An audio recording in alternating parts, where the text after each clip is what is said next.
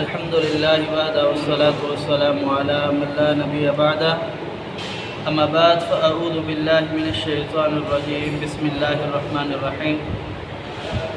قال الله تبارك وتعالى: ولله ما في السماوات وما في الأرض ولقد وصينا الذين أوتوا الكتاب من قبلكم وإياكم وإن اتقوا الله وإن تكفروا فإن الله ما في السماوات وما في الأرض وكان الله غنيا حميدا. للہ ما فی السماوات وما فی الارض، آسمان اور زمین کے اندر جو کچھ بھی ہے وہ اللہ رب العالمین کے لیے ہی ہے. وَلَقَدْ وَصَّيْنَا، یقیناً ہم نے وصیت کی. اللہ رب العالمین فرما رہے ہیں الذین، ان لوگوں کو اوتوا الکتاب، جن لوگوں کو ہم نے کتاب دی، من قبلکم، آپ سے پہلے، یعنی مسلمانوں سے پہلے قرآن پاک کے علاوہ جتنے کتابیں اتاری ان کو ہم نے وصیت کی. وَإِيَّاكُمْ، اور تمہیں بھی وصیت کر رہے ہیں، اِنِ اتَّقُوا اللَّهَ، اللہ سے ڈرو، تقوی اختیار کرو.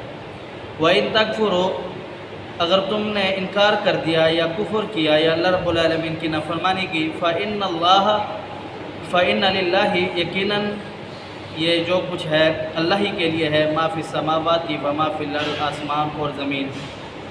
وکان اللہ، اور یقیناً اللہ رب العالمین ہمیشہ سے غنیاً، مالدار ہے، غنی ہے، بے پرواہ ہے، حمیدہ، اور تعریف کیا ہوا ہے، تعریف کے لائق ہے.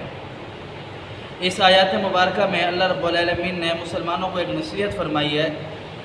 فرمایا کہ اے مسلمانوں، یہ جو نصیحت رب تعالیٰ تمہیں کر رہا ہے، یہی نصیحت اللہ رب العالمین نے تم سے پہلے جو کتابیں جن پر اتری ان کو بھی یہ نصیحت کی ہے کہ آپ لوگ اللہ رب العالمین سے ڈرے، اللہ رب العالمین کے حکم کو بجا لائیں اور اللہ رب العالمین کی نافرمانی نہ کریں.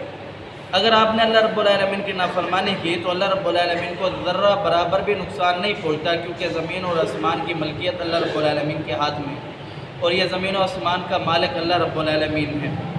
جناب ابو ذر غفاری رضی اللہ تعالی عنہ بیان فرماتے ہیں کہ رسول اللہ صلی اللہ علیہ وسلم نے بیان فرمایا کہ دنیا کے اندر اللہ رب العالمین فرماتے ہیں کہ اے میرے بندے، دنیا کے اندر جتنی انسان ہیں جو ابھی آگے آئیں گے، سارے کے سارے جو ابھی پیدا نہیں ہوئے آگے آئیں گے، اور جتنا گزر چکے ہیں، جو فوت ہو چکے ہیں، جو ابھی ہیں، یہ سارے انسان مل جائے اور سارے جن جو ابھی آگے آئیں گے، پیدا ہوں گے قیامت تک، یا جو فوت ہو چکے ہیں دنیا کی ابتدا سے، یہ سارے مل جائیں، مل کر کے اتنا نیک بن جائے جتنا دنیا کے اندر جو سب سے زیادہ نیک آدمی ہے اس نیک آدمی کی طرح ان کے دل ہو جائے.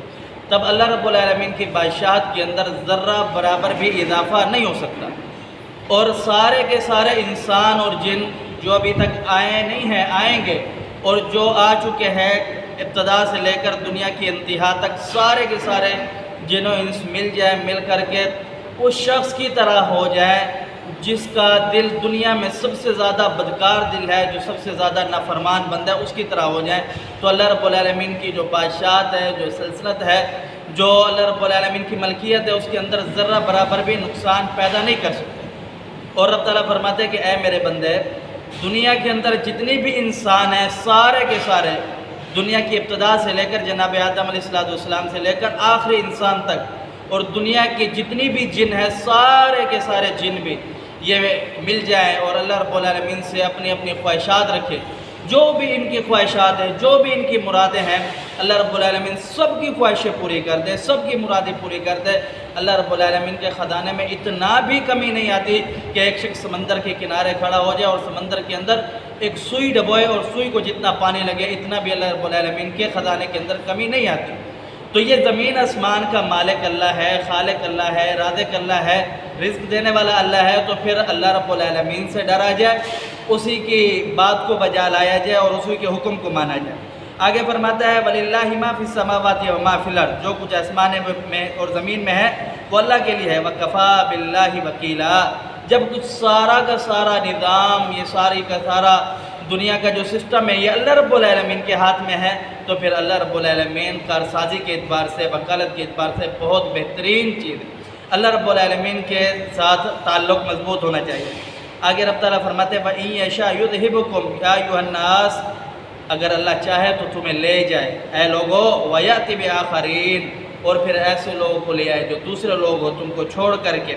آگے فرماتے ہیں وَكَانَ اللَّهُ عَلَى ذَلِكَ قَدِيرًا، اللہ رب العالمین ہر چیز پر قدرت رکھنے والا ہے۔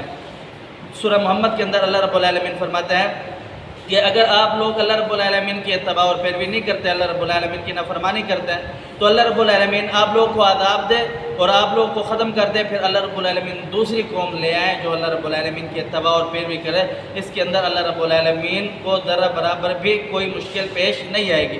اللہ رب العالمین نے دراصل انسان کو دھمکی لگائی ہے اور کہا ہے کہ لوٹ آؤ اللہ رب العالمین کی طرف، یہی کامیابی کا راستہ ہے۔ اگر اللہ رب العالمین کی نافرمانی کرو گے تو اللہ رب العالمین کو ذرہ برابر بھی نقصان نہیں پہنچتا۔ اللہ رب العالمین جو کچھ تم چاہتے ہو تمہیں دے دے، اس کے اندر بھی اللہ رب العالمین کے خزانے کے اندر ذرہ برابر بھی کمی نہیں ہوتی۔